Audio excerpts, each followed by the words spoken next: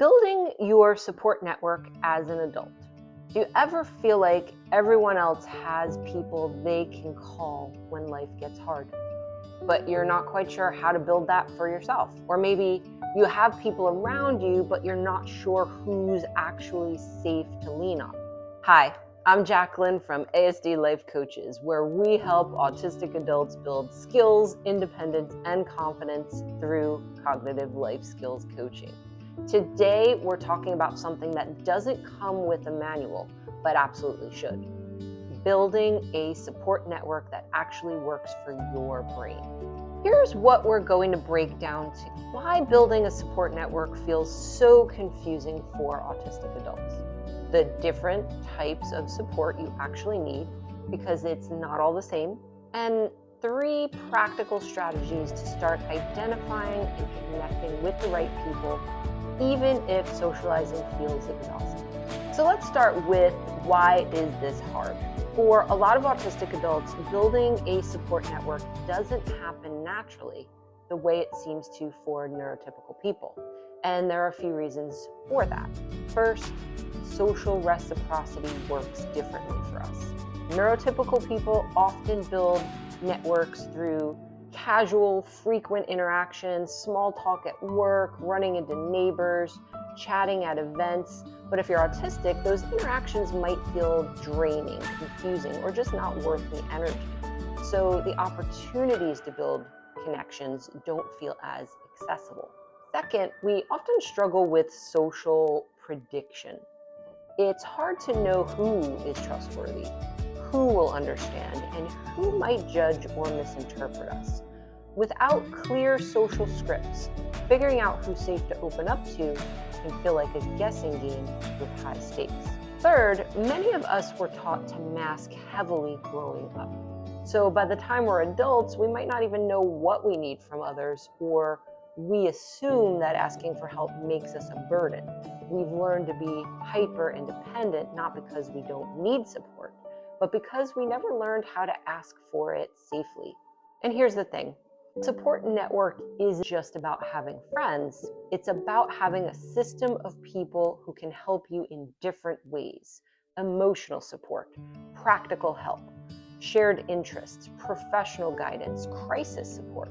You don't need one person to be everything. You need the right people in the right roles.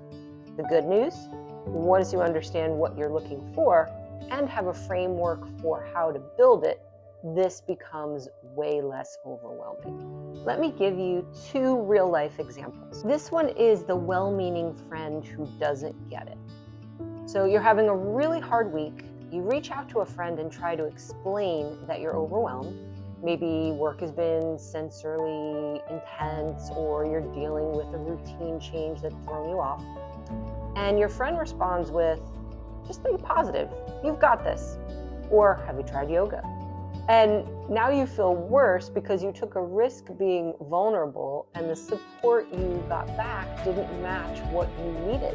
You needed validation and practical help, but what you got was toxic positivity. That doesn't mean your friend is bad. It means they're not the right person for that type of support.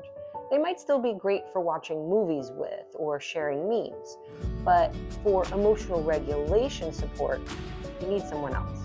You have a coworker who's also neurodivergent. You don't hang out outside of work, but during lunch one day, you both start talking about how overwhelming open office plans are. They mention they use noise-canceling headphones and take walking breaks. Suddenly you realize this is someone who gets it. You start checking in with each other about accommodation, sharing strategies, tough work situation together. That's practical support. That's a piece of your network. It doesn't have to be deep or frequent, it just has to be useful and safe. Both of these examples show that support isn't one size fits all. It's about matching the right people to the right needs. All right, let's get into the 3 strategies you can start using today. I want you to be able to take something home with you right now. Map your support needs by category. Most people don't need just one type of support. They need several. So let's break it down. Grab a piece of paper or open a notes app and create these categories. Emotional support, someone who listens without trying to fix you, practical support, help with tasks, logistics, executive functioning, shared interest connection, people who do activities with, no deep talking required, professional or mentorship. This is about guidance around work, skills, or goals, crisis support, who you'd call in an emergency. This might be a therapist or other mental health professional. Try to list even one person or a potential person for each category. If a category is blank, that's okay. That just tells you where you need to focus your energy. Now, this works because it takes the pressure off of finding one perfect friend and helps you see that a support is a system, not a single person. Here's another strategy. Use low-risk interactions to test safety. One of the hardest parts of building a network is knowing who's safe to trust. So instead of oversharing right away, try this. Start with small, low-stakes shares and watch how people respond. For example, mention you had a tough day without going into detail. Share a sensory struggle casually, like fluorescent lights are the worst. Talk about an interest and see if they engage or dismiss it. Then pay attention. Do they listen? Do they minimize or invalidate? Do they ask follow-up questions? Do they share something vulnerable back? If someone responds with curiosity, respect, or shared experience, that's a green flag. If they dismiss, mock, or change the subject, that's data. You don't need to cut them off, but you know not to go deeper with them. This works because it protects your energy and emotions while giving you real information about who's worth investing in. Strategy number 3, try connecting around a shared focus instead of just hanging out. This could look like joining an online autistic adult group, taking a class or a workshop in something you care about, volunteering for a cause that matters to you, participating in a hobby-based Discord server or forum, going to a board game night, book club. This works because you're connecting through something, not just at someone.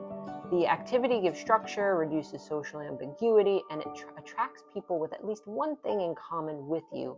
Plus, many interest-based communities are neurodivergent friendly by nature. You don't have to become best friends with everyone. You're just building options, people who might become acquaintances, then supports, then trusted connections over time. These 3 strategies give you a roadmap. Know what you need, test for safety, and find people and spaces that make sense for your brain. Building a support network as an autistic adult isn't about forcing yourself to be more social or pretending to be someone you're not. It's about being intentional, protecting your energy, and finding people who actually get you, even if it's just one specific area of life. You deserve support. You're not too much, and you're absolutely capable of building connections that feel good. If this was helpful, like and subscribe below. We put out more content regularly, and if you want more support building the skills that help you thrive as an autistic adult, head to our website, asdlifecoaches.com, to learn more about one-on-one coaching. Thanks for being here. I'll see you in the next video.